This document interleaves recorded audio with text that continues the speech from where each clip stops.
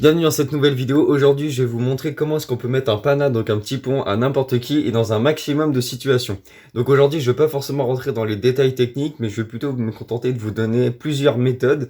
D'ailleurs, dans les prochaines vidéos, je pense que je vais vous faire quelques tutos avec des techniques pour finir et pour mettre des petits ponts.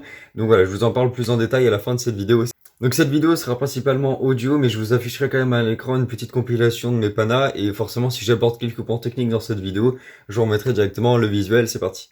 Donc, premier point que je voulais aborder avec vous, c'est déjà pour commencer de pouvoir être à l'aise avec le ballon. Donc, pour moi, être à l'aise avec le ballon, c'est pouvoir le bouger en permanence. C'est très important de pouvoir manipuler le ballon tranquillement au sol et un petit peu aussi en l'air de temps en temps face à son adversaire sans avoir à trop y réfléchir. En fait, l'atout, c'est de pouvoir simplement bouger le ballon tout en pensant à autre chose. Donc, en pensant comment est-ce que je vais pouvoir finir, comment est-ce que je vais pouvoir lui glisser le ballon entre les jambes. Et si jamais vous êtes en five, comment est-ce que simplement je vais pouvoir faire la passe à mon coéquipier ou tout simplement mettre un but. En fait, c'est pouvoir manipuler le ballon et le bouger en permanence pour éviter de se le faire prendre sans avoir trop à y réfléchir.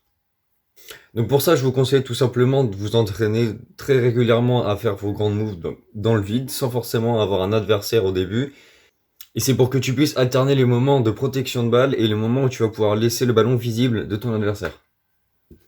Ensuite, donc deuxième point, il va bien falloir finir à un moment donné. Et donc pour ça, je te conseille d'avoir un maximum de techniques pour pouvoir finir et mettre le pana à ton adversaire.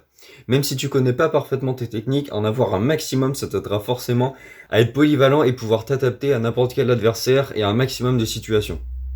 Donc selon son pied fort, son comportement, son placement et dans un maximum de situations.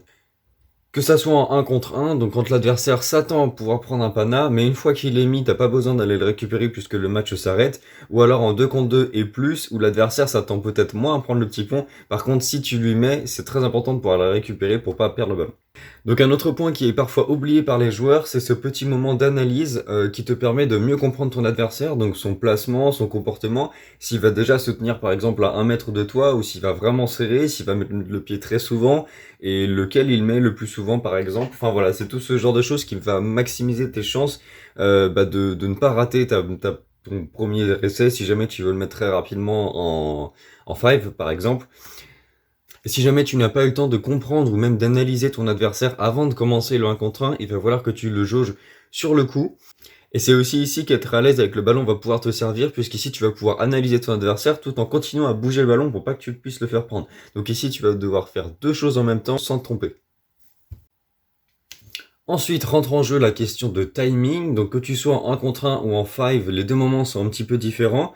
Donc si tu es en match avec deux équipes, donc au moins un 2 contre 2, peu importe la taille de l'équipe, forcément si tu mets le petit pont, tu vas devoir le récupérer derrière, donc tu vas avoir besoin d'un plus grand espace. Donc un espace autour de toi, ou alors un endroit où tu es sûr de ne pas pousser le ballon trop lent pour pouvoir le récupérer derrière, parce que mettre un petit pont c'est bien, mais si tu ne le récupères pas derrière, ça sert pas à grand chose, ça reste une perte de balle.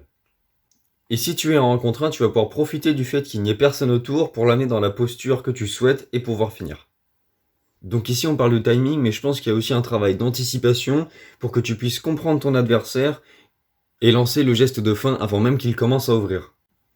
Donc bien sûr tout ça te viendra avec l'expérience, l'entraînement, et c'est en faisant des erreurs qu'on apprend comme dans tous les domaines. Donc c'est pour ça que je te conseille de tenter un maximum de panas, de pas hésiter à demander à d'autres gens de jouer contre toi, c'est comme ça que tu vas pouvoir progresser.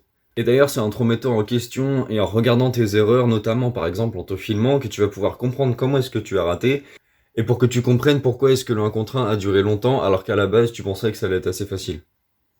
Donc plus concrètement, pour mettre un pana, il va falloir que tu donnes envie à ton adversaire d'ouvrir, donc soit il va poser le pied directement sur le ballon, soit il va te suivre sur un des deux côtés quand tu vas partir. Donc pour cela, je te conseille de grossir ton geste, que ça soit un départ, une feinte, ou même un mouvement de corps. Donc pour résumer, il faut que tu sois à l'aise avec le ballon, que tu comprennes comment est-ce que ton adversaire fonctionne et que tu lui mettes le pana grâce à une technique sur mesure adaptée à son comportement. Donc on arrive au moment de l'annonce dont je vous avais parlé au tout début de la vidéo et donc je vais évoquer les tutos. Alors j'en ai déjà fait 12 sur mon IGTV en Instagram pendant 1 an et donc je pense qu'il serait quand même beaucoup plus accessible sur YouTube et donc cette vidéo là je pense qu'elle sera donc le premier épisode d'une très longue série de tutos sur cette chaîne-là. Donc je vais partir de la base comme d'habitude et je vais monter petit à petit niveau jusqu'à des gestes un petit peu plus compliqués. Et donc je vais essayer surtout de vous faire beaucoup de gestes qui n'ont pas encore été mis en avant dans des tutos. Ou alors pas en français et pas clairement. Et donc je pense que ça serait super qu'on voit ça tous ensemble, étape par étape. Voilà, je me donne ni d'échéance, ni de rendez-vous hebdomadaire parce que je sais pas du tout. Je pense que ça va surtout dépendre de ce que vous avez envie d'apprendre et de ce que moi j'ai envie de vous donner comme conseil tout simplement. Donc je vous remercie d'avoir regardé cette vidéo et je vous dis à la prochaine.